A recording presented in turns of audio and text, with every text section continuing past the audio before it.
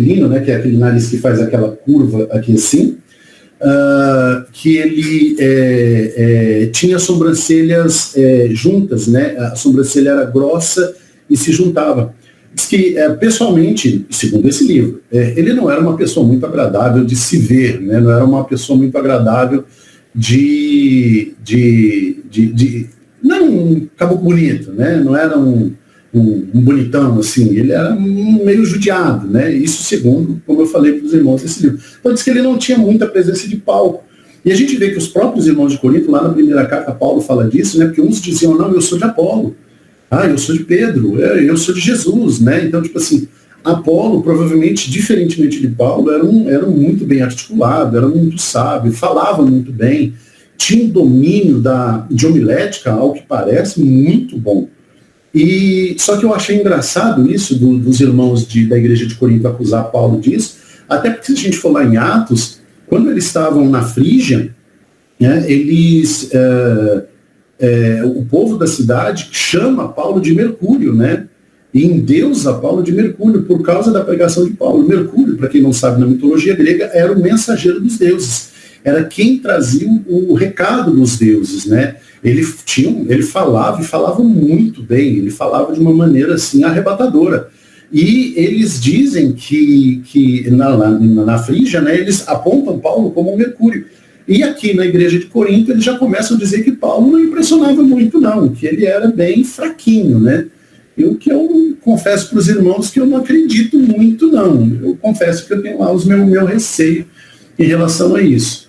E diante dessas acusações, qual que é o método de defesa de Paulo, né? O que ele usa para se defender?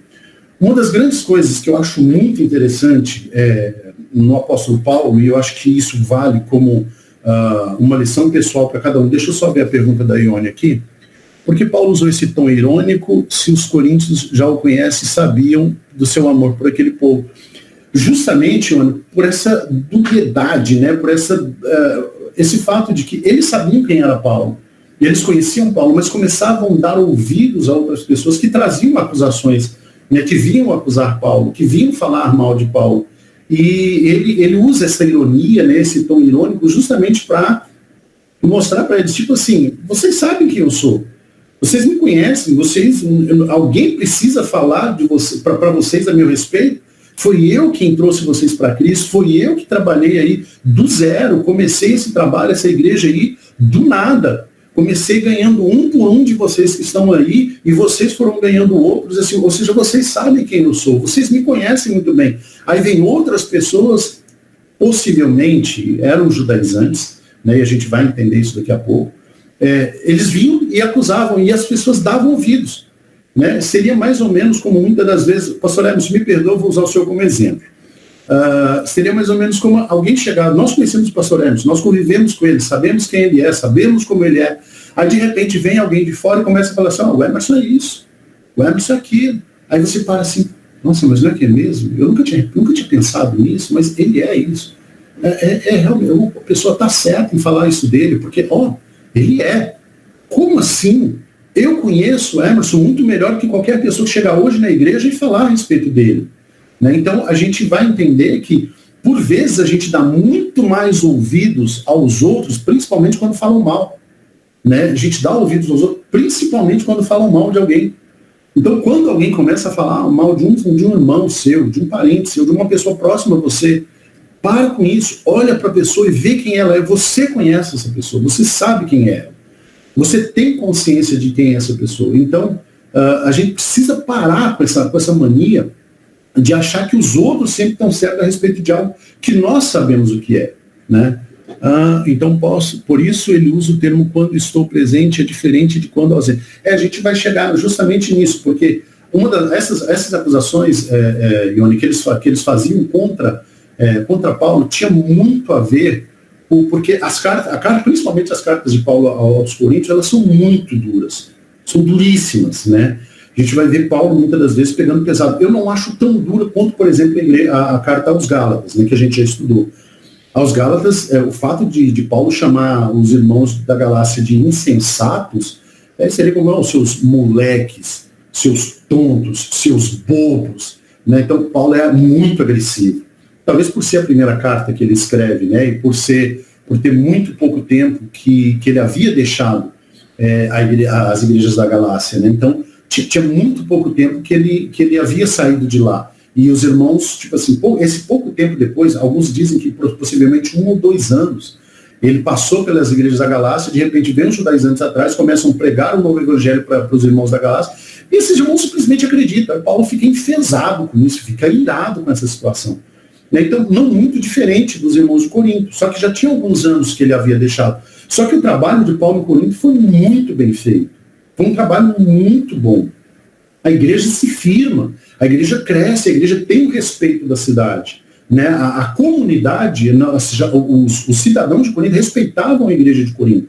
Porque a igreja de Corinto, segundo eu tenho um livro aqui sobre arqueologia bíblica, né? E falando sobre a cidade de Corinto, existiam pessoas muito influentes dentro da cidade, pessoas de cargos elevadíssimos dentro da cidade que eram membros da igreja. Então a igreja, ela contava com o respeito da cidade, né? E essa igreja plantada por Paulo simplesmente se volta contra ele e começa a falar coisas absurdas a respeito e acreditar naquilo que eles falavam a respeito de Paulo, né? E por isso Paulo ele usa esse tom, ele fala assim, não queiram que eu faça aquilo que eu faço por carta pessoalmente com vocês, né? Até eu uso esse termo aí, né? Paulo responde que ele estava orando para não ter uma ocasião para tratar desses assuntos pessoalmente com os que assim o acusavam, pois era bem capaz de fazer. Ou seja, Paulo diz o seguinte, vocês acham que eu sou duro em carta e pessoalmente eu não sou? Paulo simplesmente agia com misericórdia diante deles. Né? Paulo, ele agia com amor diante dessas pessoas.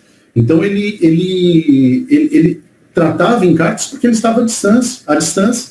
Mas a ideia dele não era a necessidade de tratar duramente com eles, muito pelo contrário. A ideia de Paulo era tratar em amor. E a gente vê, muitas das vezes a gente cita a carta de Paulo aos Filipenses como uma carta amorosa, uma carta feliz, uma carta alegre. Mas se você lê nas entrelinhas das 2 cartas de Paulo aos Coríntios que chegaram até nós, você vai entender o quanto Paulo amava aqueles irmãos. O quanto Paulo se preocupava com eles, o quanto Paulo tinha afeto por esses irmãos, o quanto ele queria que esses irmãos crescessem, que era o trabalho dele como pastor dessa igreja. Né? A preocupação de Paulo era que esses irmãos eles fossem edificados, que eles crescessem de verdade. E eu acredito que isso ele estava fazendo, talvez por isso essas cartas mais duras. Então, às vezes é necessário, você que é pai, você que é mãe, você tem essa consciência de que, por vezes, é necessário você ser um pouco mais firme com o seu filho, para que ele, vamos falar assim, uma palavra que todo goiano gosta, né? Para que ele aprume, né? Para que ele tome rumo, para que ele se endireite. E não é falando assim, o seu filho está desrespeitando, está ofendendo, está maltratando as pessoas. Ô filho, não faz isso. Ô filho, por favor, calma. Filho, não vai. Não. Vamos mudar de atitude? Vamos. Às vezes você precisa ser um pouco mais enérgico. É necessário essa energia. Continuando aqui. Uma das coisas que mais me chama a atenção na forma com que Paulo ele vai fazer a sua defesa, né, ele vai usar esse método de defesa, está justamente num aspecto muito interessante. Paulo não se preocupa em defender sua reputação como pessoa. Não era uma das suas preocupações centrais. Né? E como é que a gente sabe disso? Se algum irmão puder ler para mim, por gentileza, a primeira carta de Paulo aos Coríntios, no capítulo 4, do versículo 2 até o versículo 5. Primeira carta de Paulo aos Coríntios, no capítulo 4, versículo 2 até o versículo 5. Alguém pode ler? Sim, eu posso ler. Primeira carta de Coríntios, capítulo 4, versículo 2 ao 4? Ao 5. O que se requer desses encarregados e que sejam fiéis? Pouco me importa ser julgado por vocês ou por qualquer tribunal humano. De fato, nem eu julgo a mim mesmo. Embora em nada minha consciência me acuse, nem por isso justifico a mim mesmo. O Senhor é quem me julga. Portanto, não julguem nada antes da hora devida. Esperem até que o Senhor venha. Ele trará à luz o que está oculto nas trevas e manifestará as intenções dos corações. Nessa ocasião, cada um receberá de Deus a sua aprovação. Amém. Obrigado, Miane. Aí você vê que Paulo ele não se preocupava muito em ser julgado pessoalmente.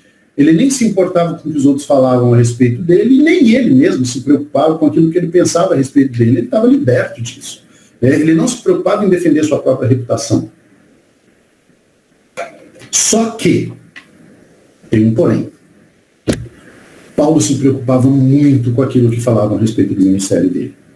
Porque ele tinha consciência de quem havia chamado ele, a quem pertencia o apostolado dele, por que ele havia sido chamado para isso. Paulo tinha uma consciência muito grande disso, e tocou no ministério de Paulo, aí a coisa começa a ficar complicada. Tocou no apostolado, no pastorado de Paulo, a coisa começa a ficar complicada. Se você quiser acusar Paulo de qualquer coisa, se você quiser falar a respeito de Paulo, seja do que for, Paulo não se importa, mas ele como pastor, ele como apóstolo, ele como uma autoridade naquela igreja, aí não. Aí o tom muda. Por isso ele começa a responder dessa maneira, será que vai ser necessário usar a minha autoridade como pastor dessa igreja para tratar com vocês? Eu espero que não. Eu espero que eu não tenha que fazer tal coisa. Então, Paulo, quando você vai contra o ministério dele, né, e esses irmãos de Corinto estavam dando ouvido aos opositores de Paulo, aqueles que iam até a igreja de Corinto, recomendando a si mesmo e outras coisas mais que a gente vai ver daqui a pouco, essas pessoas, quando começavam a dar ouvidos às críticas de Paulo, aí Paulo, o meu ministério não. Você falar contra o meu ministério, por favor. Você pode falar mal de mim, você pode falar contra a minha pessoa, eu não me importo porque eu tenho alguém que me defenda. Mas o meu ministério é aquilo que eu faço para Deus. É aquilo que eu coloco diante de Deus. É o meu chamado.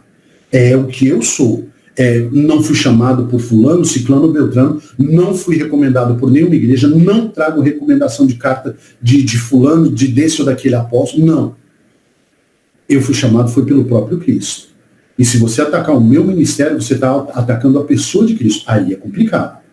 Então a gente vai ver que Paulo ele muda completamente o tom dessas acusações que são feitas contra ele, porque a intenção aqui não é a pessoa dele, né? Não Paulo não está preocupado em defender a si mesmo, muito pelo contrário. Paulo ele está preocupado em defender o seu ministério, o seu apostolado, porque estavam atacando aquilo que ele era, o chamado dele. E é evidente. Oi. Eu vejo esse momento na vida de Paulo como um momento que Jesus chega no templo e tem os vendilhões lá, né? Jesus já tinha sofrido tantos insultos, inclusive já tinha sido chamado de filho de Belzebu, já tinha sido chamado de mentiroso, e ele nunca tinha reagido dessa forma. Mas quando foram contra aquilo que pertence a Deus, e eu vejo assim, particularmente falando de mim, e eu creio que de todas as pessoas que entendem esse mistério, quando você fala do indivíduo, você fere o corpo, mas mas o corpo ele resiste. Mas quando você fala do corpo para o indivíduo, cria uma fúria santa no coração daqueles que entendem o corpo. Então, falem de mim, mas não falem da igreja. Falem de mim, mas não falem da noiva de Cristo. E quando falavam do ministério de Paulo, falavam do próprio Deus, porque foi Deus que deu a ele o ministério, e ele tinha isso em humildade, ele não tinha isso em pretensão, porque ele se considerava o pior de todos, ele considerava que o apostolado era algo para as piores pessoas, não para as melhores pessoas. Ele considerava que os apóstolos eles eram um lixo da humanidade, mas em Cristo foram aqueles que foram enviados para levar a palavra de salvação.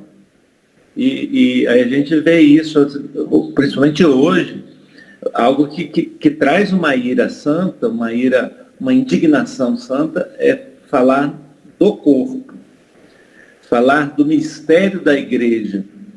E aí a gente fica, como Cristo ficou irado lá na hora do tempo, Paulo fica irado falar do apostolado, e às vezes a gente fica chateado, indignado quando fala da igreja, porque são todos mistérios vindos do alto, não são particularidades humanas. Continuando, então, Paulo ele começa a se defender e nesse aspecto, né, ele volta para o seu apostolado, para o seu ministério, e não para a sua pessoa. Ele não, como a gente leu aqui anteriormente, né, e ele leu para nós, a preocupação em relação à pessoa dele, ele estava tranquilo. Mas atacar o ministério, como o pastor falou, né, atacar o corpo de Cristo, aí você complica a situação. Aí você está indo para um lugar que, tipo assim, extrapolou, passou dos limites, aí não tem volta. Aí Paulo se volta e começa justamente a dizer. E a primeira acusação é de que Paulo era diferente, ou seja, Paulo era duro nas cartas, mas presencialmente ele era manso. E ele fala assim, ó, tomara, né, e até, entre aspas, estou orando para eu não ter que agir como eu ajo nas cartas aí, no meio de vocês. Estou orando para eu não ter que usar o mesmo tom que eu uso nas cartas com vocês. Né? A segunda acusação, Paulo vai dizer o seguinte, Paulo é um ser humano como outro qualquer, agir segundo a carne, e aí é interessante porque ele diz assim, ó, ele vai dizer uma coisa, embora vivamos como homens, não lutamos segundo os padrões humanos. Né? O texto original, ele usa a palavra sarx, né? Que é carne, corpo, natureza humana, sendo que uma tradução bem mais próxima do que ele escreveu seria assim, embora vivamos na carne, não agimos segundo a carne. E é bem interessante que Paulo ele diz o seguinte, eu sou um ser humano como outro qualquer, tenho uma natureza humana como qualquer um de vocês. Mas eu não me deixo dominar por motivos puramente humanos. Nunca tento viver sem Deus. Eu nunca tento agir só por minha vontade. Pode ter sido até uma bronca, uma indireta bem forte nos irmãos de Corinto da seguinte forma. Ó, eu estou agindo assim porque eu estou sendo controlado por Deus. Porque se eu me deixar levar, como vocês dizem que eu ajo por meio, como alguns estavam acusando ele, né? Que ele agia só por interesse humano, mas se eu agisse do jeito que eu estou com vontade, tadinho de vocês. Que aí não ia sobrar pedra sobre pedra em Corinto, porque com certeza Paulo responderia à altura. A gente conhece o histórico de Paulo, sabe que Paulo não é uma pessoa mansinha. Né? Muito pelo contrário, Paulo é muito enérgico. Paulo ele tinha suas convicções e se sustentava nessas convicções. Nós vamos ver ele discutindo com João Marcos, nós vamos ver ele em desavença com Barnabé, né? Nós vamos ver Paulo, ele ser uma pessoa difícil, ele tinha um gênio difícil. E é bem interessante o que a gente vai extrair disso, né? Dessa característica do apóstolo Paulo. E Paulo diz alguma coisa a mais, né? Numa dessas defesas. Ele diz que Paulo, a terceira acusação contra Paulo que a gente vê aqui está justamente no fato de dizer assim, você não é muito inteligente, você não é muito argumentativo, você não tem muita desenvoltura, muita inteligência, você não é muito filosófico, Paulo. Os seus discursos são fracos, você é fraquinho. E olha o que Paulo vai responder para eles aqui, né? Ele fala que vai quebrar as fortalezas, né? Nos versículos 4 e 5, ele vai responder da seguinte forma, né? As armas com as quais lutamos não são humanas, ao contrário, são poderosas em Deus para destruir fortalezas. Que fortalezas são essas? É a inteligência, a argumentação, né? A sabedoria humana, né? Que era capaz de destruir, por exemplo, se você tentasse argumentar contra um sofista, né? Um filósofo sofista, ele simplesmente destruía todo e qualquer argumento seu. Barclay ele conta uma história muito interessante. Ele disse que havia um argumentador inglês numa igreja e ele entrou para ver ele estava na porta da igreja, viu os irmãos saindo da igreja e um desses irmãos, esse argumentador, né, ele parou um dos irmãos e falou para ele assim, ele já era conhecido, ele falou assim, é como se fosse um jornalista conhecido, né? Então ele chegou, se eu te perguntar as razões pelas quais você vem aqui aos domingos nessa igreja, por meio de argumentos inteligentes, o que você me diria?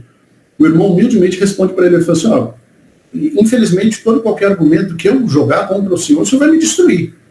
O senhor vai falar que eu não tenho razão, vai destruir todo e qualquer argumento que eu tenho, mas a única coisa que eu te falo é o seguinte, eu venho aqui porque eu amo o meu Cristo, porque ele me salvou, porque tudo que eu tenho é ele quem me dá, tudo que eu tenho é ele quem fez na minha vida.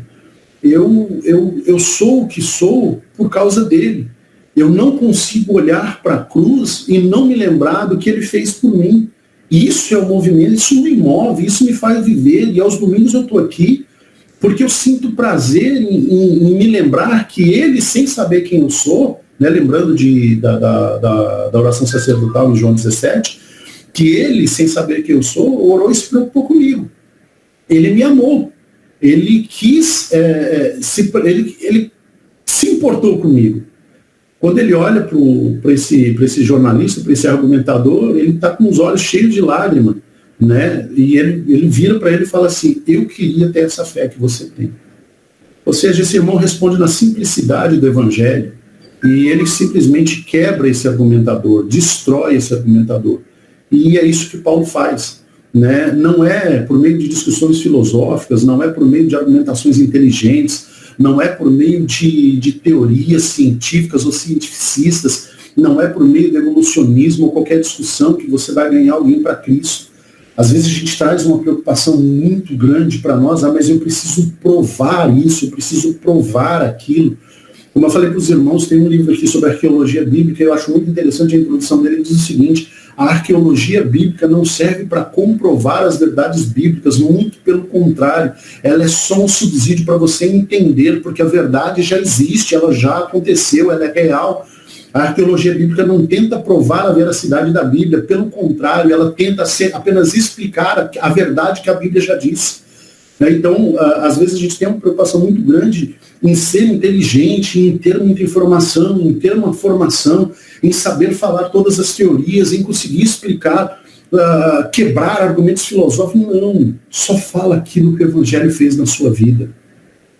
Você não precisa ter, todas as informações do mundo na sua cabeça para tentar provar quem é Cristo, não, de forma alguma.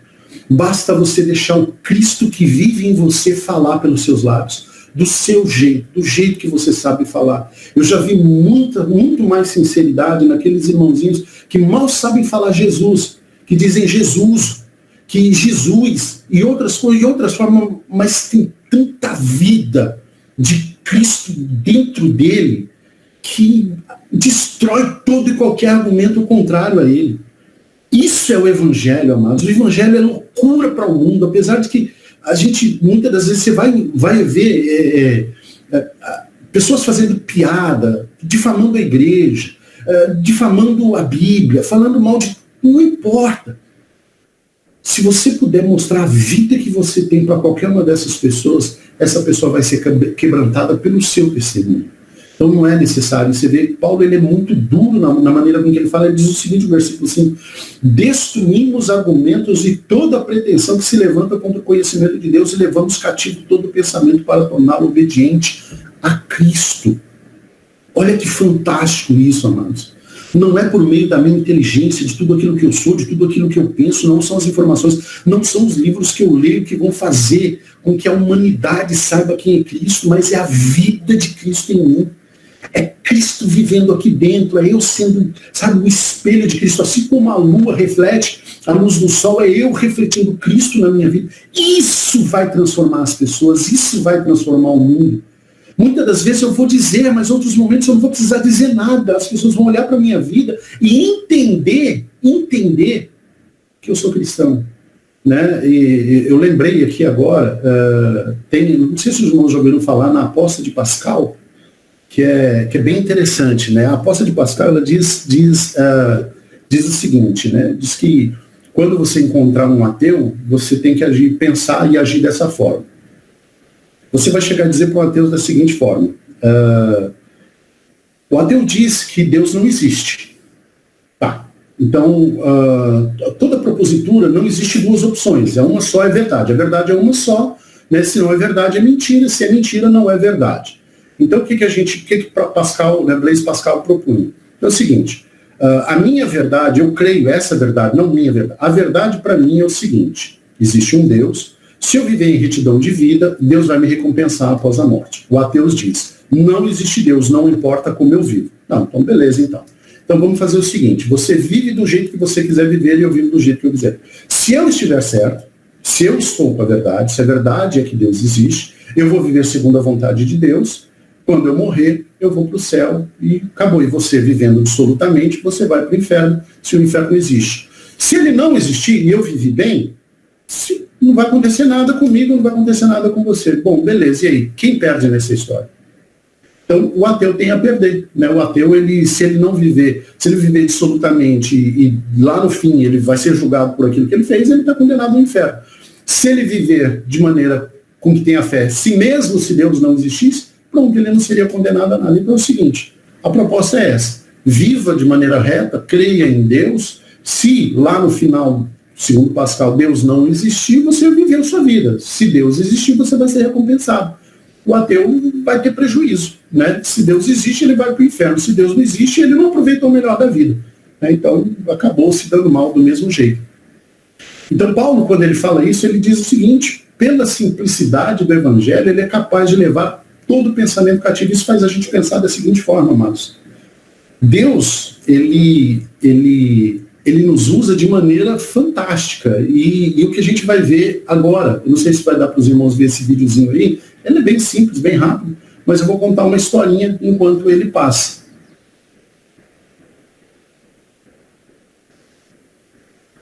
Pelo jeito ele não vai passar. Não vai.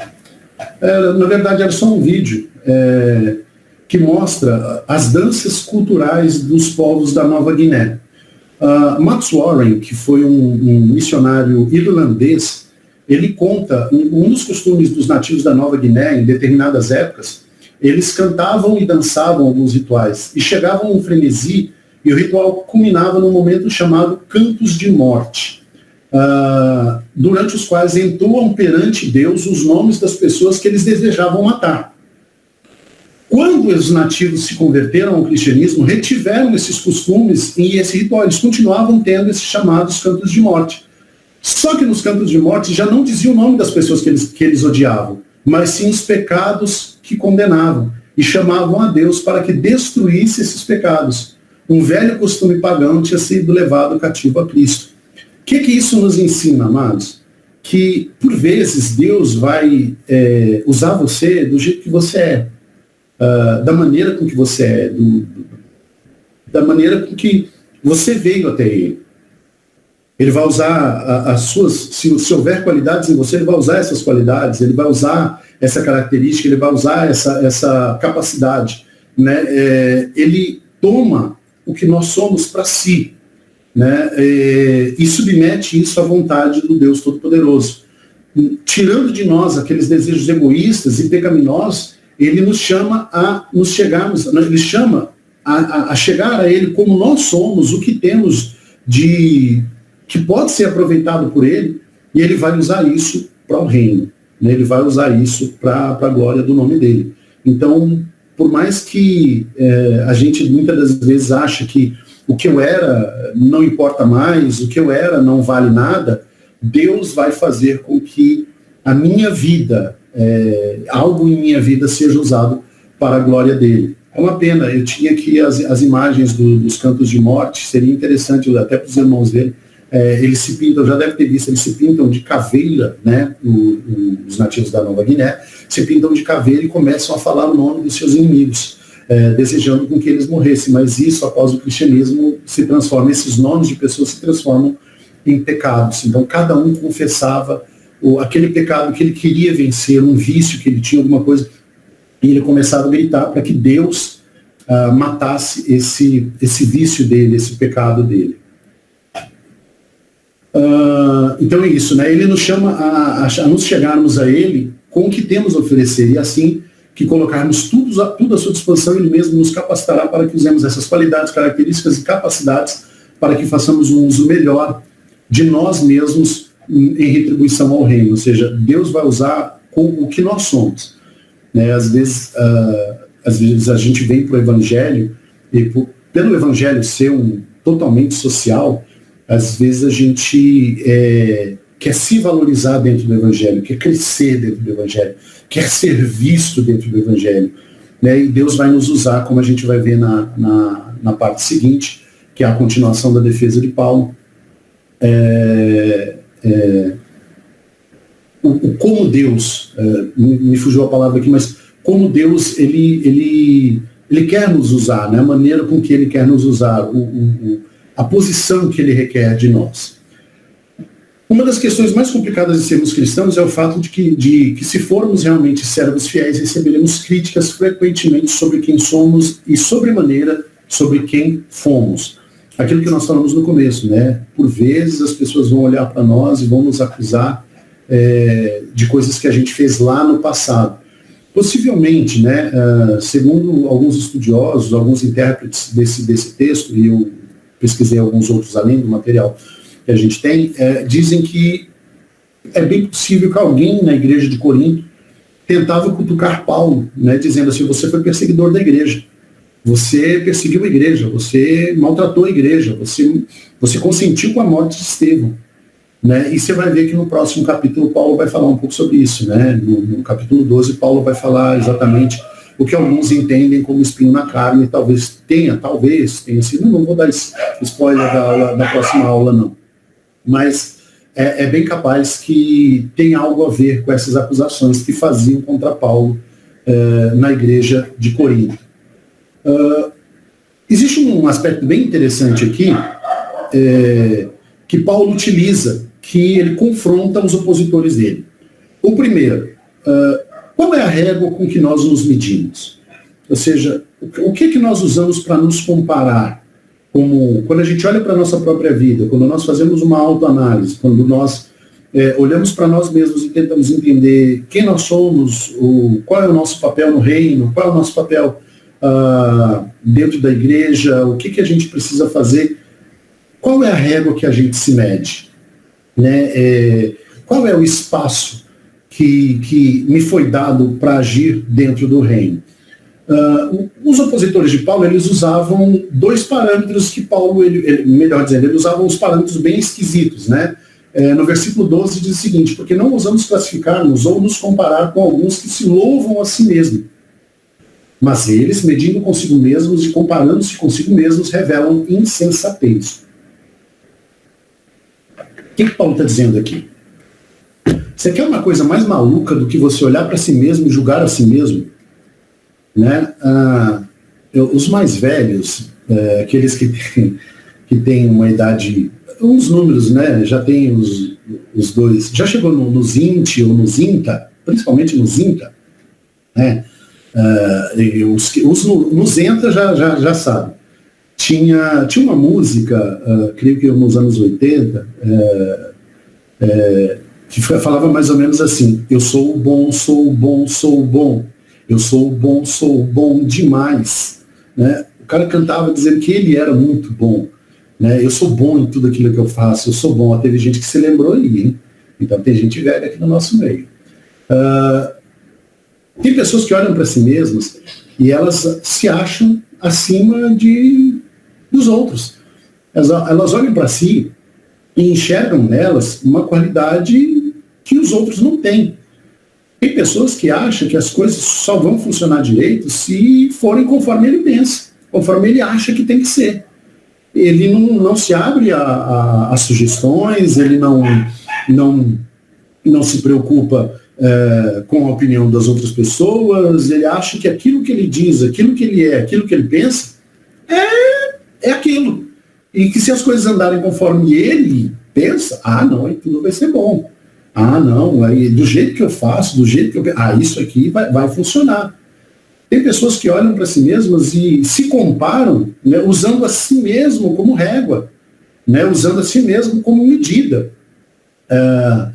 Eles olhavam para si mesmo e chegavam dizendo que os falsos apóstolos eram chamados por si mesmos e davam legitimidade ao seu próprio apostolado. O chamado deles não vinha de Cristo, o poder deles não procedia do Espírito Santo, a pregação deles não estava baseada nas Escrituras, antes em argumentação filosófica e baseadas em si mesmos. A vida deles não fora construída sobre a integridade. Em consequência disso, eles eram falsos apóstolos, falsos obreiros e falsos crentes. É uma tremenda insensatez escolher a si mesmo se aprovar e a si mesmo se elogiar. É sinal de uma tremenda insensatez. Bater palmas para si mesmo. É loucura, sinal de loucura, bater palmas para si mesmo. Eles faziam isso. Esses que criticavam Paulo olhavam para si mesmo, tentavam comparar Paulo a si, usavam eles como como referência. Eles eram uma referência, né? Eles não olhavam para não existia algo em que eles tentassem mencionar. No máximo, eles olhavam para outros mestres e comparavam. O fulano de tal parece comigo. Vaidade, exatamente. Só um instantinho, Dante. Pronto. Eles olhavam para si mesmos e julgavam, não, mas eu posso, eu faço, eu aconteço, eu sou isso, eu sou aquilo. Então, eles olhavam e se autovalorizavam, né? Não, eu sou... É mais ou menos aquele crente que acha que no dia que ele sair da igreja, a porta da igreja fecha, né? Aquele crente que acha que no dia que ele sair do meio da comunidade, a comunidade se desfaz, porque ele é o ímã, ele é o centro gravitacional daquela comunidade. Então, tudo gira ao redor dele, tudo está junto dele, tudo ali pertence a ele, tudo vai acontecer por causa dele. Se eu sair daqui, simplesmente tudo desmorona. Se eu deixar de contribuir nessa igreja, ela fecha as portas. Será? Esses irmãos que acusavam Paulo, eles tinham esse pensamento, eles achavam... E aí eu fez uma pergunta interessante, que eles se mediam tendo Paulo como parâmetro? Não, eles achavam Paulo abaixo deles, que Paulo era inferior, tanto que eles vão dizer que Paulo era muito fraco, né? Eles diminuíam Paulo, eles se mediam com os grandes mestres, geralmente rabinos ou filósofos, né? Eles olhavam para os filósofos e falavam assim, não, eu sou tal como fulano, eu sou tal como ciclano, né? Então eu sou como Sócrates, eu sou como Aristóteles, eu sou como Platão, né? Eu tenho domínio da prédica, eu falo bonito, eu tenho boa dicção, eu tenho eloquência, eu dou conta de fazer, eu faço discursos e as pessoas se prendem àquilo que eu falo. E com isso eles diminuíam o apóstolo Paulo, né? Dizendo que Paulo era menor porque Paulo não se media como eles se mediam, né? Muito pelo contrário, era bem diferente disso. Só que existe uma outra régua, esse é o parâmetro falso, existe uma segunda régua, que é a régua verdadeira, em que Paulo vai falar do versículo 13 até o 18. E aí entram essas perguntas que a gente vai estar fazendo agora. As 3 perguntas. Eu estou no lugar que Deus reservou para mim? Eu tenho consciência geográfica, eu tenho consciência de localização, eu tenho consciência de qual é o meu papel dentro do reino? Nós vamos ver que Paulo ele faz uma analogia muito interessante quando ele fala a respeito do corpo, né? Quando ele diz que cada parte do corpo tem uma função. E você sabe disso, você olhando para você vai ver que todos nós temos no nosso corpo diversos órgãos, diversos membros. Cada um deles faz um papel e ele no todo nos faz sobreviver, nos faz sermos quem somos. No reino, da mesma forma, qual é o seu papel? O meu papel não é ser pastor da igreja. Nós temos um pastor que é o Emerson. O meu papel não é cantar, nós temos quem cante. O meu papel não é edificar paredes, porque eu não sei edificar paredes.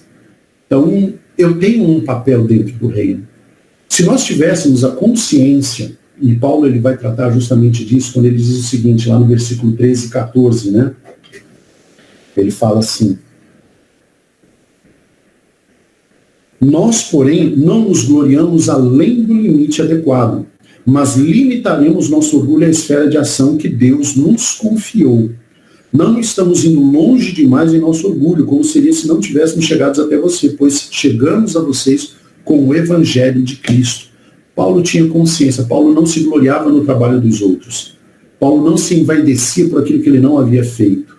Paulo ele agiu dentro daquilo que ele foi chamado. Qual que era o chamado de Paulo? Pregar o Evangelho aos gentios. E isso ele fez muito bem. Paulo não, no meio do ministério dele, ele não foi para Jerusalém dizer para Pedro, eu sou muito melhor do que você para pregar para os judeus. Mateus, arreda aí, porque eu domino muito bem, eu fui educado aos pés de Gamaliel. Filho, se é para falar com os judeus, eu sei.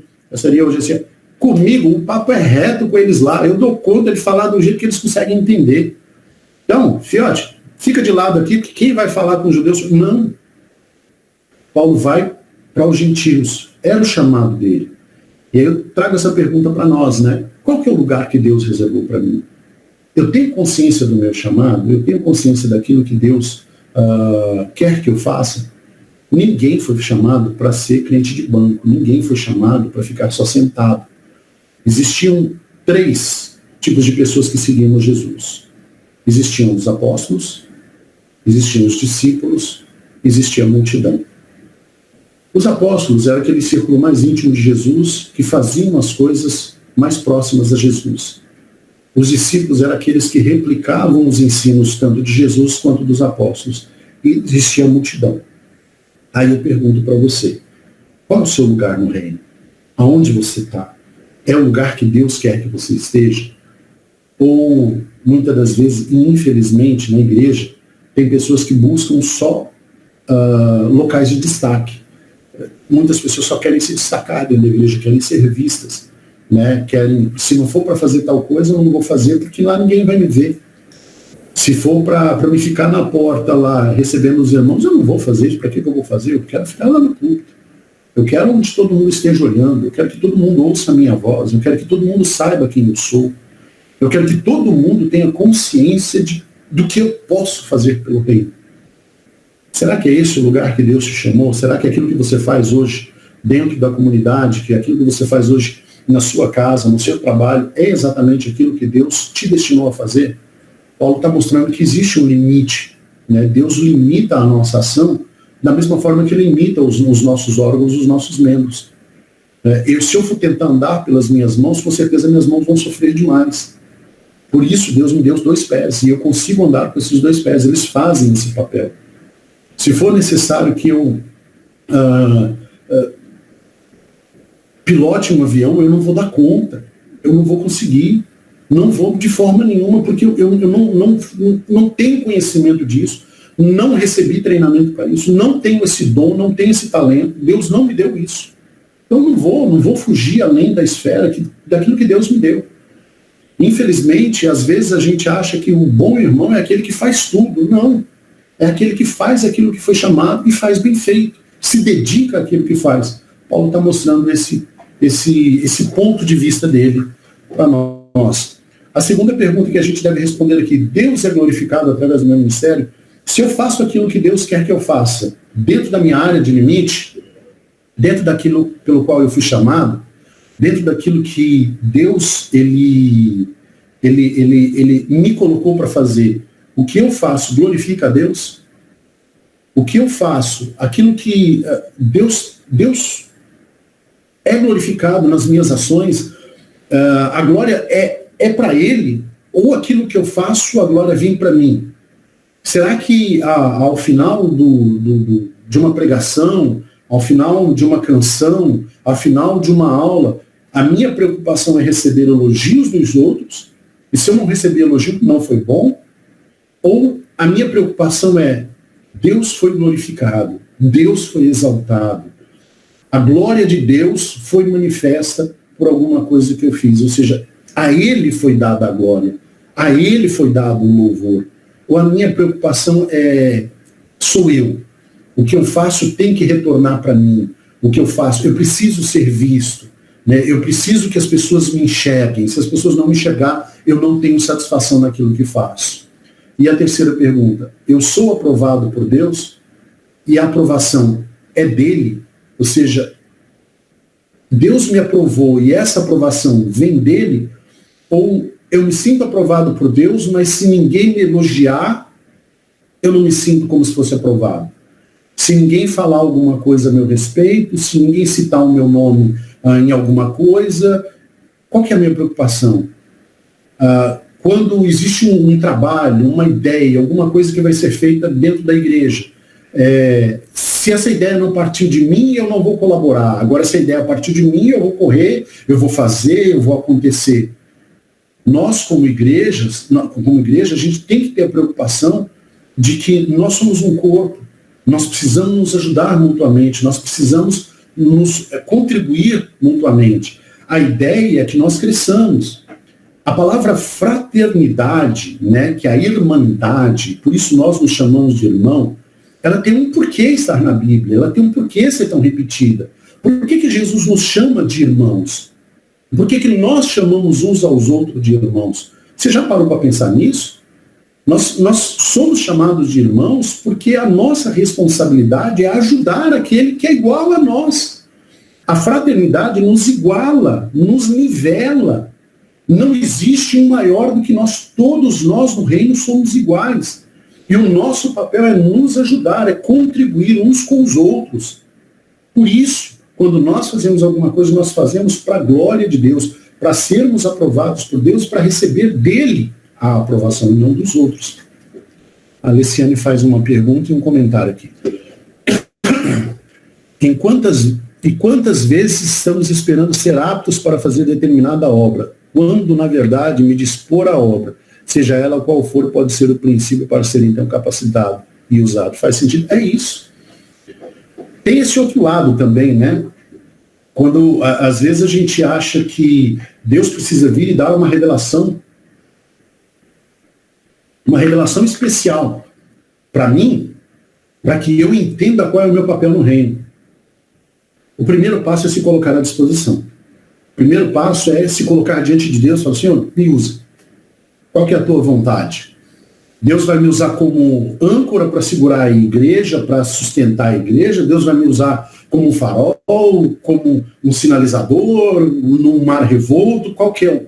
Não sei. Só estando no meio da situação é que eu vou entender aquilo que Deus quer de mim.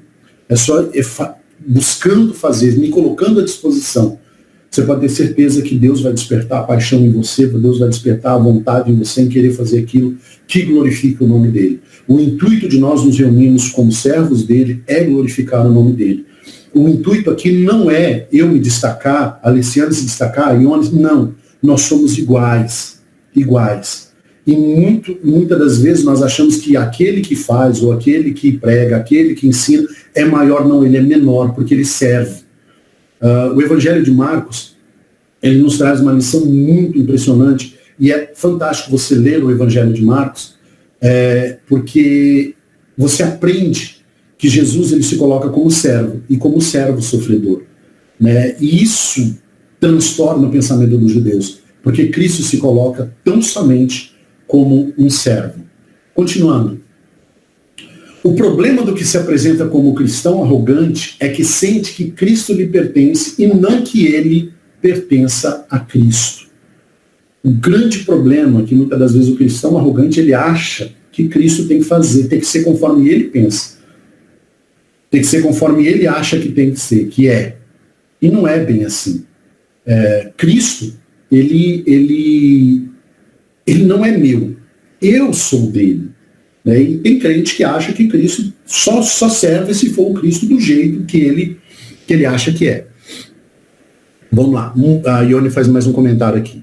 Muito difícil essas perguntas, e as respostas só teremos se fizermos reflexão para dentro de nós mesmos e com humildade, porque nossos corações são conhecidos por Deus e desconhecidos para os outros. Verdade, verdade. Mas é necessário que a gente sempre reflita, né? Qual que é o nosso lugar, qual que é a nossa área de atuação dentro do reino. Né? O que é necessário a gente fazer no reino?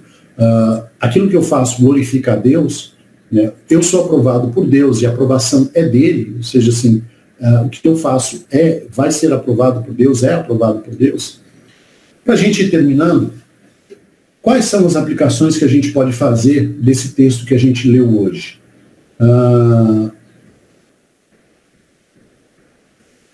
Quem você foi e o que você fez, Deus já lançou nas profundezas do mar. Né? Quem pode ler aí para mim, por favor, Miqueias capítulo 7, versículos 18 e 19. Miqueias, capítulo 7, versículos 18 e 19. Miqueias é daquele livro que, antes de você ler, você pede para Deus revelar onde é que ele está, né? Alguém encontrou? Posso ler, então? Pode. Miqueias 7, 18 ao 19? Isso. Quem é comparável a ti, ó Deus, que perdoas o pecado e escrita a transgressão do remanescente da tua herança? Tu que não permaneces virado para sempre, mas tens prazer em mostrar amor. De novo terás compaixão de nós. Pisarás as nossas maldades e atirarás todos os nossos pecados nas profundezas do mar. Amém. Amém. Todos nós fomos chamados para carregar a nossa cruz, com certeza. A intenção de Deus não é que nós nos sintamos culpados o tempo todo, mas sim perdoados. Muitos de nós carregam um peso de culpa muito grande sobre nós por causa das acusações, por causa das coisas que falam a nosso respeito, por causa do nosso passado. Existem pessoas que fazem questão de ficar revirando, remexendo o nosso passado e se lembrando daquilo que a gente fez lá atrás, e jogando isso diante da nossa cara, diante das pessoas, nos expondo, né? E nós, muitas das vezes, como igreja, costumamos ser assim. Às vezes a gente vê escândalos dentro da igreja de pessoas que erraram, que pecaram, que falharam por algum motivo, e a gente não esquece mais dos pecados dessas pessoas. E essas pessoas nunca mais costumam voltar a ser o que eram, e às vezes até perdem a comunhão dentro da igreja. Primeiro, em parte, como consequência do seu pecado. E segundo, porque nós, como igrejas, não sabemos amar quem pecou. A gente acha muito glorioso, muito bonito, quando um pecador se converte e vem para dentro da igreja. Mas quando alguém de dentro da igreja peca, erra, se arrepende, quer voltar, às vezes nós somos porta para essa pessoa. Nós não deixamos ela voltar. Nós colocamos um peso muito grande sobre ele, de culpa, de pesar. Nós colocamos um peso muito grande sobre essas pessoas. Não que nós devemos passar a mão sobre o pecado, isso de forma nenhuma. Não que a gente deva achar que é natural pecar de forma alguma. Mas a gente tem sempre que entender que alguém que é perdoado por Deus tem que ser perdoado por nós também. E de que aquele que se acha alguma coisa dentro da igreja, aquele que acha que é alguma coisa, tem que se lembrar de uma coisa. Uma das melhores descrições de igreja que já fizeram é o seguinte: o que é a igreja? A igreja é a comunidade de pecadores perdoados. Todos nós fomos pecadores que alcançaram o perdão. Todos nós, sem exceção. Ninguém aqui é mais bonitinho do que o outro, ninguém aqui tem uma condição melhor do que o outro. Nenhum de nós. Todos nós fomos perdoados por Deus. Se não tivéssemos sido perdoados dos nossos pecados, hoje não seríamos chamados igreja do Senhor. Hoje não seríamos chamados povo de Deus. Todos nós fomos perdoados. Ninguém pode bater no peito e dizer assim, ó, eu nasci na igreja, sou santo, nunca pequei. Ninguém de nós.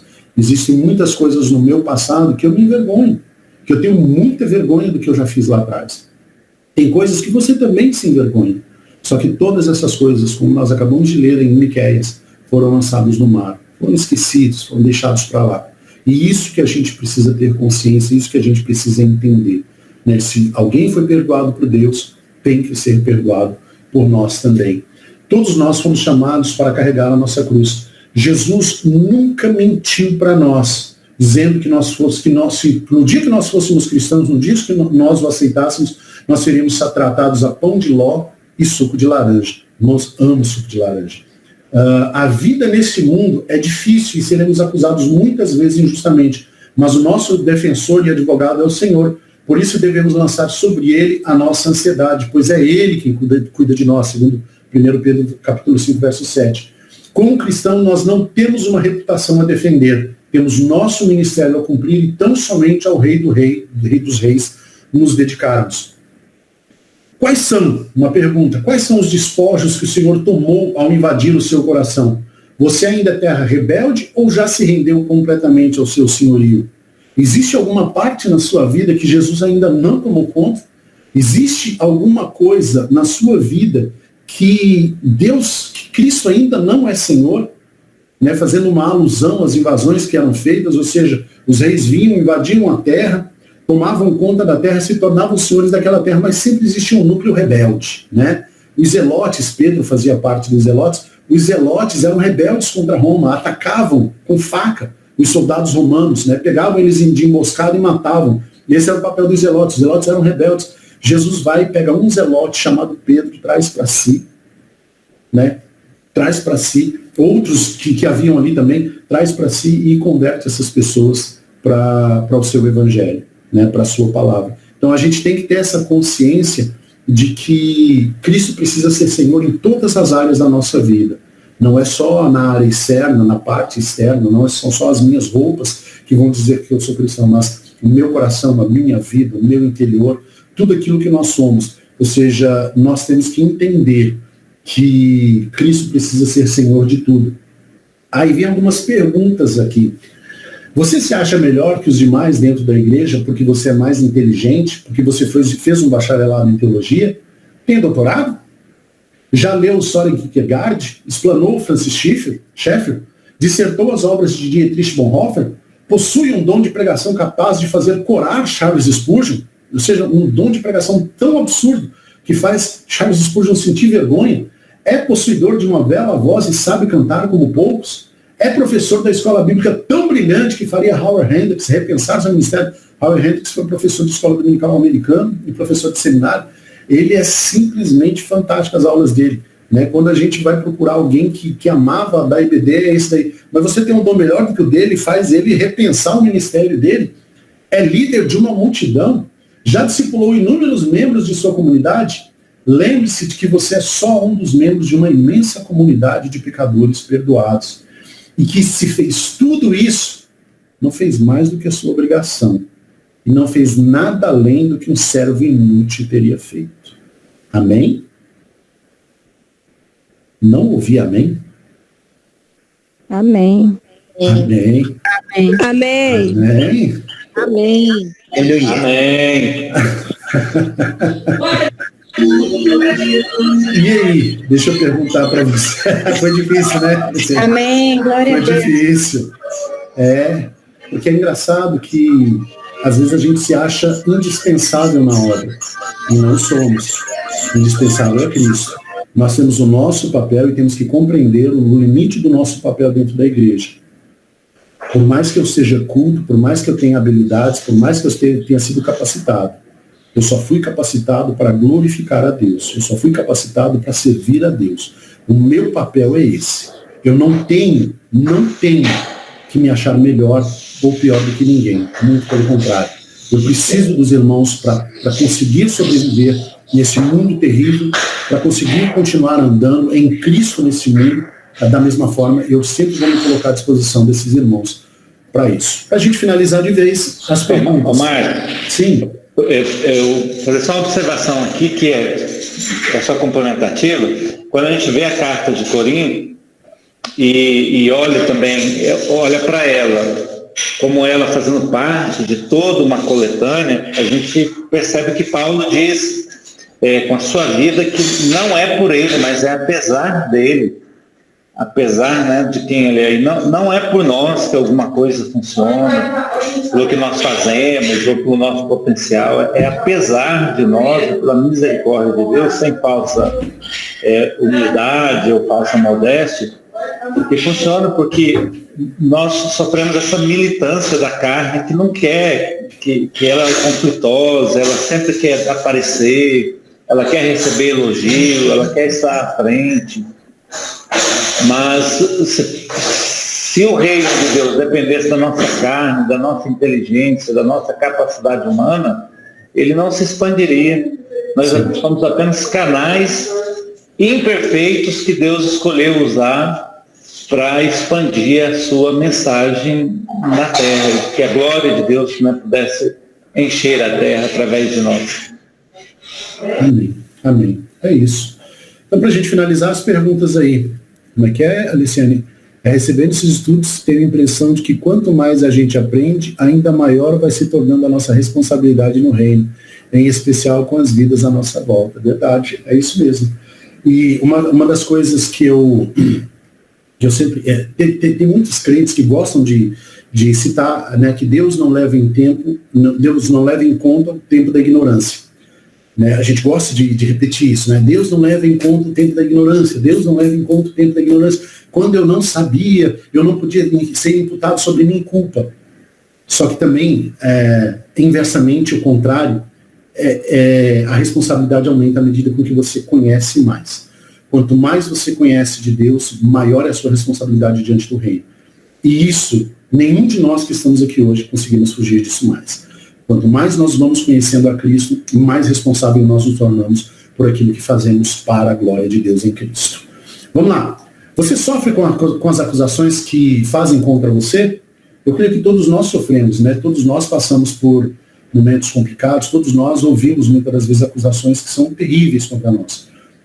Mas a gente tem que entender que Deus lança os nossos pecados nas profundezas do mar, e que lá elas vão permanecer, né? Até a Cristina sempre brinca. Deus lança os nossos pecados no mar e coloca uma plaquinha lá, proibido pescar. Porque sempre vai ter um enxerido que vai lá querer ficar pescando, procurando aquilo que a gente fez lá no passado para ficar nos acusando. Qual é a sua área de atuação dentro da sua comunidade? Qual é a sua área de atuação dentro da comunidade? Ou seja, o que é que você foi chamado para ser feito? No que você foi responsabilizado por contribuir dentro da comunidade, dentro da igreja, né? Dentro ali da Igreja do Atlântico, que é onde nós servimos hoje. No que você foi chamado? No que você foi comissionado por Deus para fazer ali? Tenha consciência daquilo que você foi chamado e faça muito bem feito. Faça para a glória de Deus. Se você tiver alguma coisa para se gloriar naquilo que você foi chamado, glorie-se no Senhor por ter te chamado. O que Paulo está dizendo nesse capítulo é justamente isso. A glória dele não estava em ser todas essas coisas, em ter autoridade. Ele está dizendo assim, eu me glorio no apostolado meu. Por quê? Porque foi Deus quem me chamou. Foi Deus quem me comissionou. Foi Deus quem me colocou nesse papel. E é por isso que eu glorifico a Deus por todas as coisas. E por último, o que falta ainda no seu coração para Jesus se tornar o único soberano? Essa é para você ficar aí no seu coração, para você meditar nesse domingo, pensar, o que falta ainda na sua vida para Jesus se tornar Senhor? O que falta na sua vida ainda para você entregar e entender que nada do que tem o seu nome, nada do que você julga ser seu, na verdade é seu, só pertence a Deus e só foi colocado para você tomar conta, cuidar, honrar a Deus com aquilo que Ele coloca nas suas mãos, porque isso nada disso te pertence, tudo é dele. Amém, amados? Que Deus possa nos abençoar, possa nos dar um domingo cheio de paz, cheio de alegria, que Deus possa encher o nosso coração de alegria nesse domingo, que a gente possa desfrutar na presença dos nossos familiares, mas sem se esquecer de orarmos por aqueles que estão enfermos, de orar pela família dos nossos irmãos que estão hospitalizados, orar pelo nosso irmão João, orar pela irmã das dores, né, que está se recuperando da Covid, orar pela Ione, pela Cristina, né, que o seu Edmar ainda está internado, a Dona Isabel também ainda está no finalzinho, está bem, mas está se recuperando. Orar por cada um de nós, vamos nos lembrar pelo Diego, pela Luciane, né, o Diego perdeu um tio, essa semana, se não me engano, até foi ontem. Então, orar para Deus nos consolar, trazer conforto ao nosso coração, trazer esperança a nós, não nos deixar esmorecer, não nos deixar desistir. Que por mais duro que seja, melhor ser duro com Deus do que ser duro sem Deus, né? Ser difícil com Deus do que ser difícil sem Deus. Oremos. Senhor Deus, nós te damos graças, Pai Santo, pela tua misericórdia, pela tua graça, Senhor, que repousa sobre as nossas vidas. Sem Cristo, Senhor, jamais conseguiríamos viver, Senhor, como vivemos hoje, com gratidão no coração, com alegria apesar das circunstâncias, com dificuldade apesar de tanta coisa difícil que tem acontecido. Meu Deus, quero pedir mais uma vez a tua misericórdia sobre este mundo. Oh, Pai, tem misericórdia de nós. Esse vírus tem destruído famílias, tem afastado amigos, tem separado pessoas, ó Deus, quanta dor nós temos visto na porta dos hospitais, o desespero dos familiares, ó Deus, e não conseguir ver os acometidos por essa doença terrível, Pai.